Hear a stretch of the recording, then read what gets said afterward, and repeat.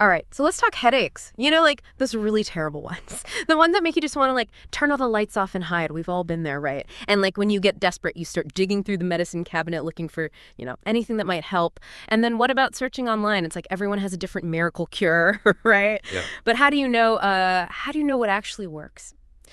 So that's what we're doing today. We're doing a deep dive into kind of a different approach to headache relief, ice caps. And we're basing this deep dive on an article by the CareClinic team, and they lay out a really interesting argument for why this simple approach can be so effective. But before we get into freezing our brains, maybe we should take a step back and talk about headaches themselves.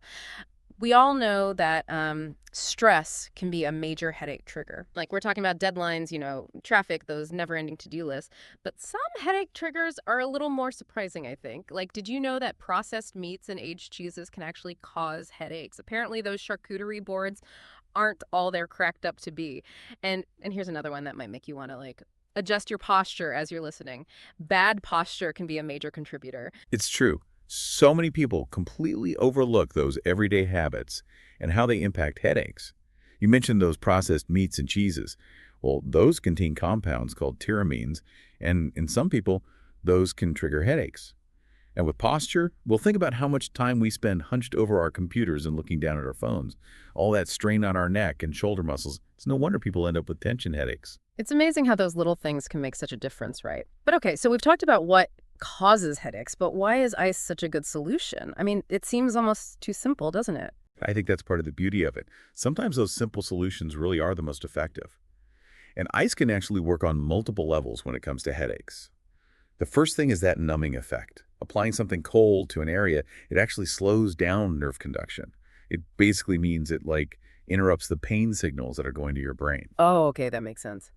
But the article also mentioned something about inflammation. How does that play into this? Yeah, so inflammation is a huge part of a lot of headache types, especially those tension headaches we were talking about. When those muscles in your neck and your head, when those tighten up, they get inflamed, and that just adds to the pain. And cold can actually help counteract that. It constricts the blood vessels. It's called vasoconstriction. And basically, it reduces blood flow to the area, which in turn reduces that inflammation and that kind of throbbing sensation. So it's like hitting the brakes on that whole inflammatory response. That's really interesting. So that's where the ice caps come in, right? What is it about them that makes them so effective at delivering that cold therapy? Well, they're great because they can provide that concentrated cold right where you need it most. They're like a much more comfortable and convenient way to apply cold than holding a bag of frozen peas to your head. My frozen peas. I'm listening. But the article mentioned that there are different ways to actually use ice caps depending on what kind of headache you have. So it's not like a one-size-fits-all approach. No, not at all. Yeah. It really depends. So for tension headaches, those ones that feel like a tight band around your head, you can try putting the ice cap across your forehead or even wrapping it around the back of your head and neck. That's usually where the muscles are most tense. Right, target the source of the problem. Yeah. What about migraines? Those are different, right? Yeah, migraines are a whole other thing. They usually cause this really intense throbbing pain on one side of the head, a lot of times around the temples. And in that case, what you want to do is focus the cold on your forehead and your temples. That can really help with that really sharp pulsating pain. So you really want to be strategic about where you're putting the ice cap to get the best result. I love these deep dives. I always learn so much. But I do have to wonder, is it really as simple as just putting on an ice cap and that's it? Well, not quite. I mean, ice can be really powerful and effective, but it's important to be smart about how you use it. Speaking of being smart, the article did mention some safety tips. And, well, I have to admit, I've totally fallen asleep with an ice pack on before. Oh, yeah, I can see that happening. It feels so good, you kind of forget it's there. But you do have to be careful. Like I said, ice is powerful. Less is more in this case. Usually you don't want to leave an ice cap on for more than 15 to 20 minutes at a time. Really? I thought it would be longer. Yeah, most people think that. It's really important to give your skin a break, let it warm up a little between icing sessions. Otherwise you could get frostbite, and nobody wants that.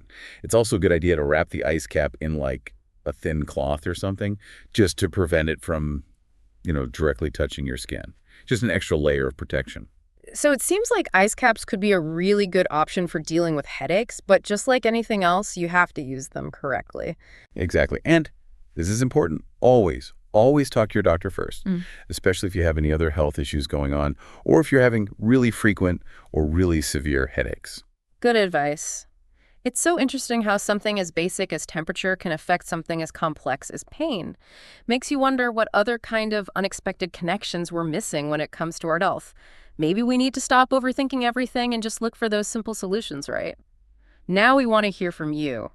Have you tried using ice for headaches? What works best for you? We want to know. Share your experiences, share your tips. Even those old family remedies that have been passed down. Let's get a conversation going. Until next time, stay curious and most importantly, stay pain-free.